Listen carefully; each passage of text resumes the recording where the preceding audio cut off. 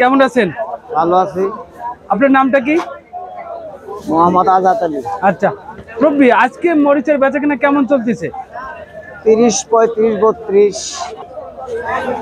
আপনার কাছে যে এই যে মরিচটা আছে, এই মরিচটা কোন জাত থেকে আনা এটা? এই মরিচটা ডুমুরি ডুমুরি। এই মরিচটা ঝাল কেমন? ঝাল কম। ঝাল কম। আজকে এই মরিচটা বাজার কত করে বিক্রি করতেছেন আপনি? 30, 35, 32। 30, 35, 32। আগের থেকে কি মরিচের দাম কি এখন কি কম নাকি? রমজান মাসে চাইতে একটু কম। এই যে যে হঠাৎ করে মরিচের দাম কম হচ্ছে, কারণটা কি? সব মানুষ ছুটি গেছে না।